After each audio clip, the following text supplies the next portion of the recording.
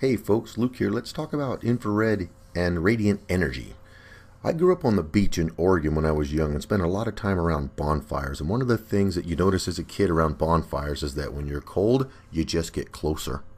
And if you're too hot, you get farther away. That's the only way to adjust how warm you are.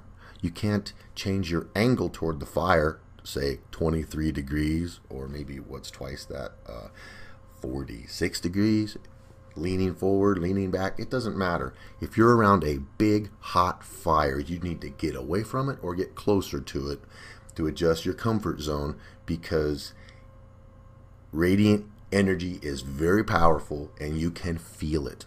One of the interesting things about it is it's part of the electromagnetic spectrum, and it's a wavelength, and it is virtually not absorbed by air at all. If you have a clear day, it travels at the speed of light, and when it hits an object, liquid or solid, that's when it is converted into thermal energy. You've seen this technology employed at every buffet you've ever been to when they have the infrared heaters above the food.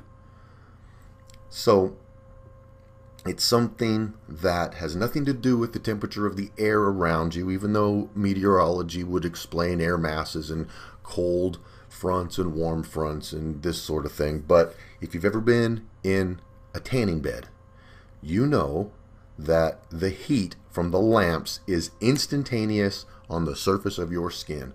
The sun is the exact same way.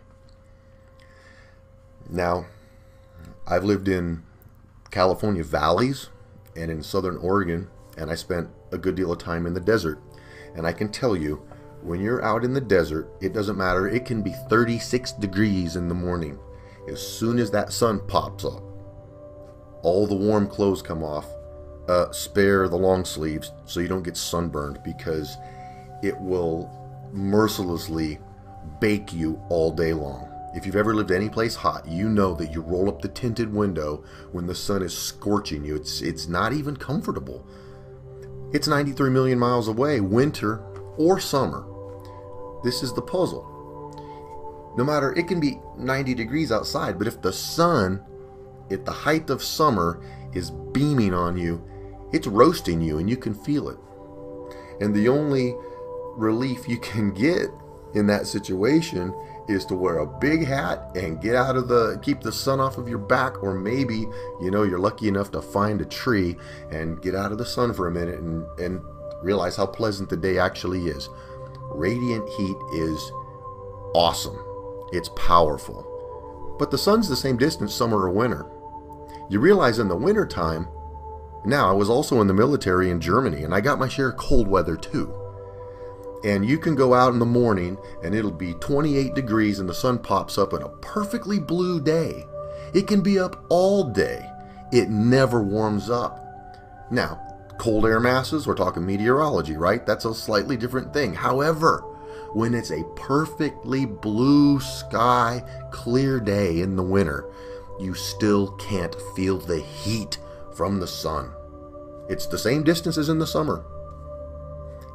You'll go out there at noon and have to scrape ice off your windows, because the sun, even though it's blasting your car, doesn't transfer enough heat to get the ice off your windows. But that same sun, at the same distance, at a different time of year, cooks you like a hot dog in the sun, gives you gnarly sunburns, kills all the vegetation that doesn't have enough water. So what explains this? Simple. Look at this picture. Is that sun 93 million miles away? No, it's not. The reason the sun feels hot in the summer and it doesn't feel hot in the winter is just like the case of the bonfire. It's closer to you when it's your summer and it's farther away in your winter. It's very simple. If you look at the AE map and you look at where the tropics are, you can clearly see that when it's closer to you, in the northern hemisphere, for example, that tropic causes all those deserts in California, northern Africa, Arabia, and then when it goes to the other end, Australia, South America, South Africa becomes a desert. The sun is close. There's no distance change between the dead of winter and the dead of summer, but the sun feels hot in the summer and it does not feel hot in the winter. On a blue day with no clouds, And so you got think about that. Just another one of those things that explains that we don't live on a ball, and that little bit of angle doesn't change a thing.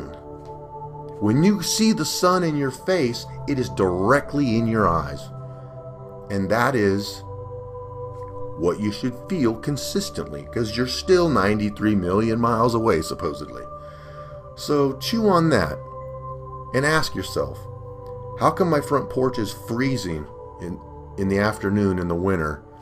Even though it's a blue sky and the sun is in my face, I can't feel the sun. But in the summer, it's pleasant, maybe to miserable, but it's warm. You can feel the radiant heat.